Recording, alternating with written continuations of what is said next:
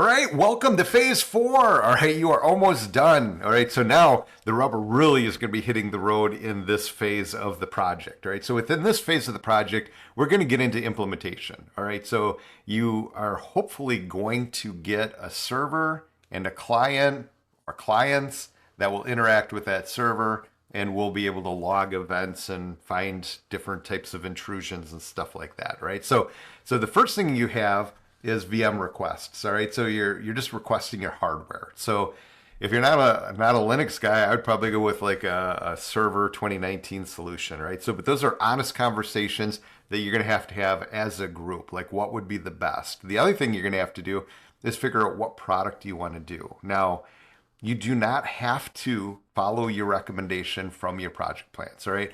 One, two, and three. All right. You came up with an organization, you came up with an industry sector, you came up with a product, you made a proposal, and this is the best solution, right? Now, you may have come up with $100,000 product that needs to be purchased to do that. And if you're dealing with a large pharmaceutical company or something like that, they will spend that money to get that solution.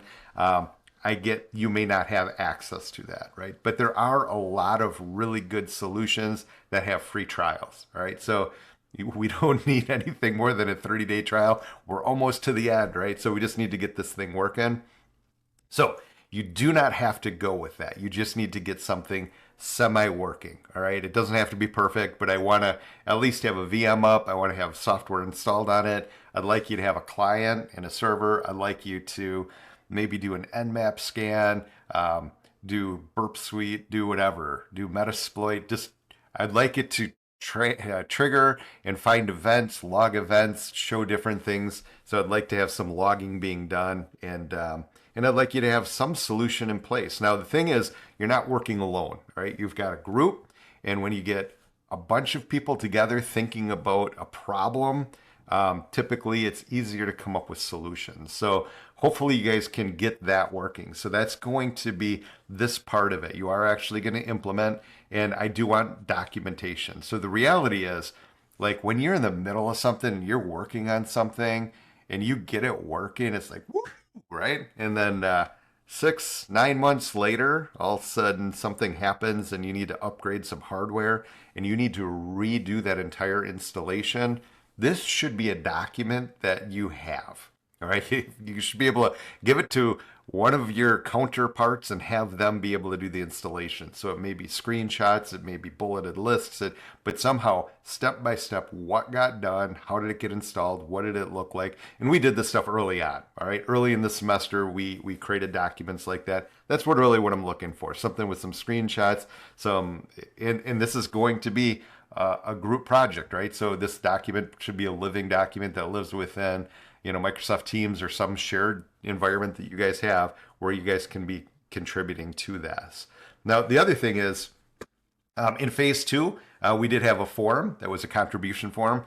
Use that same form again, right? So that way everybody can document what they've done for this phase of the project and their contributions, all right? So that way it just kind of keeps everybody honest on what they're doing, what they're working on, and how it's working, right? And there's enough, right? There may be, a web interface that needs to be done. There may need to be, server side, SIM software that's set up, configured. You're gonna have to have a client machine configured that's gonna hit that. You may need some tools to do some offensive testing to see if you can trigger events on that server. So anyways, all of that is going to be part of this final documentation that gets submitted, all right? So the third deliverable is going to be the report out, all right? Now, this is going to be the report out for the entire project, all right? So you guys are going to just get together in a Teams call. I don't want a half-hour video, right? Just get together, try to get her down to 15 minutes, just like what worked, what didn't work. If you had to take this class all over again, what would you have done differently within the team for this specific project, all right? So that's really just focusing on the project. What worked, what didn't work, what would you do differently? And then what would be the next steps, right? So this is all like proof of concept. If this proof of concept yielded good results, how would you migrate from a proof of concept into a production environment? So that's going to be what that final report out is. So you're going to do that in Teams. You're going to make sure you record that Teams conversation, and then you're going to submit that. So I would like everyone to submit something. So if you're all submitting the same URL to the same video, I'm fine with that, right? So I like to have every student have all of the submissions. Lets me know who didn't participate. So if they don't have the link, they didn't follow along, they didn't do it. I do not want them to get points instead of giving points to everybody in the group.